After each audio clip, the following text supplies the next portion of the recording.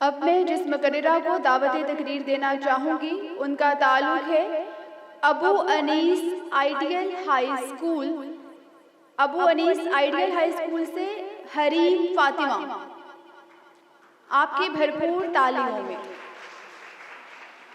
بسم اللہ الرحمن الرحیم۔ نبوت ناز کرتی ہے، رسالت ناز کرتی ہے، محمد مصطفیٰ پر ہر فضیلت ناز کرتی ہے۔ نبی چلتے ہیں جب راہیں مہک جاتی ہیں خوشبو سے، نبی جب بات کرتے ہیں حلاوت ناز کرتی ہے۔ نبی کا رات بھر یا امتی کہنا، محبت اتنی امت سے کہ امت ناز کرتی ہے۔ خدا ہے مصطفیٰ ہے بیچ میں پردہ نہیں کوئی، قربت اتنی ہے کہ اس قربت پہ قربت ناز کرتی ہے۔ صدر محترم، آج کے اس معزز اور باشعور ایوان میں میں جس موضوع کو پیش کرنے کی سعادت حاصل کر رہی ہوں وہ ہے وَرَفَعْنَا لَكَ ذِكْرَكَ، اور ہم نے آپ کے لیے آپ کا ذکر بلند کر دیا۔ جناب والا، میں بات کر رہی ہوں دونوں جہانوں کے کامل خدا کے مقدس رسول ہادی برحق سرور کونین احمد مجتبیٰ محمد مصطفیٰ صلی اللہ علیہ وآلہ وسلم کی، کہ جن کا ذکر اور ڈنکا تمام عالم میں بجتا ہے۔ آپ کا ذکر ہمیشہ سے تھا، ہے اور رہے گا، کیونکہ اللہ جل جلالہ خود فرماتا ہے کہ وہ رب العالمین ہے اور اس کا محبوب رحمت للعالمین ہے۔ جنت کے سلطان ہے محمد، منہ بولتا قرآن ہے محمد، مانا کہ مومن کی پہچان ہے کلمہ، پر کلمے کی پہچان ہے محمد۔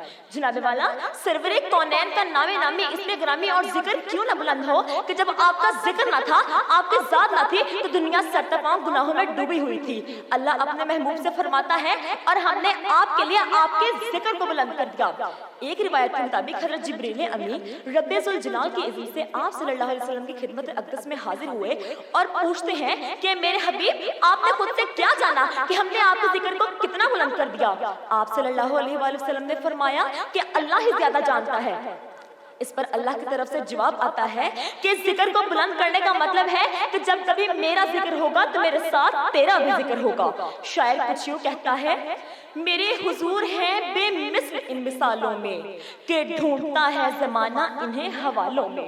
ہوا کچھ اس طرح چرچا ان کے نور کا زمانوں میں، ہے رکھ دیا ان کا اسم گرامی اذانوں میں۔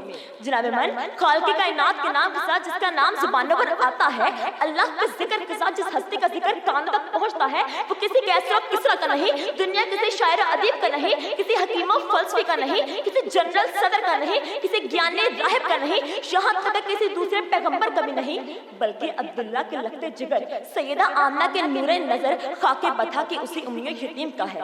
انہی سے شاعر یہ دستے بعد ہوا ہے، میری منزل تیری آہٹ، میرا سدرا تیری چوکھٹ، تیری گاگر میرا ساگر، تیرا صحرا میرا پنکھٹ، میں ازل سے تیرا پیاسا، نہ ہو خالی میرا کاسا، تیرے واری تیرا بالک، ورفعنا لک ذکرک، ورفعنا لک ذکرک۔ میں ہوں قطرہ تو سمندر، میری دنیا تیرے اندر، میرا ناتا سگ داتا، نہ ولی ہوں نہ کلندر، تیرے سائے مکھڑے ہیں، میرے جیسے تو بڑے ہیں، کوئی تجھ سا نہیں بے شک، ورفعنا لک ذکرک، ورفعنا لک ذکرک۔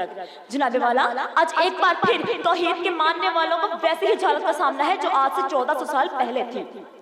عرب، اسرائیل، بھارت سمیت دنیا بھر میں گستاخان رسول آپ صلی اللہ علیہ وسلم کے مقام و مرتبے سے ناواقف ہیں۔ انہیں کفر کے ایوانوں کو میں کہنا چاہوں گی، انہیں معلوم ہی کب ہے میرا پیارا نبی کیا ہے، ستارے کو بتائے گا اندھیرا روشنی کیا ہے۔ یہ بد مذہب جو بیوی کو جلا دیتے تھے زندہ ہی، یہ جن کو گائے کا پیشاب ہے بیماری میں کافی، یہی ہے نا جو کرتے ہیں عبادت ایک بندر کی، یہ بتلائیں گے آ کر اب ہمیں کہ زندگی کیا ہے۔ انہیں معلوم ہی کب ہے میرا پیارا نبی کیا ہے، جو اپنی بیٹیوں کی جانور سے شادی کروا دیں، جو جیتے جی کسی عورت کو یہ کوئی جرم مروا دیں، وہ طے کرنے لگے ہیں عمر دیکھو شادی کی کیا ہے۔ انہیں معلوم ہی کب ہے میرا پیارا نبی کیا ہے۔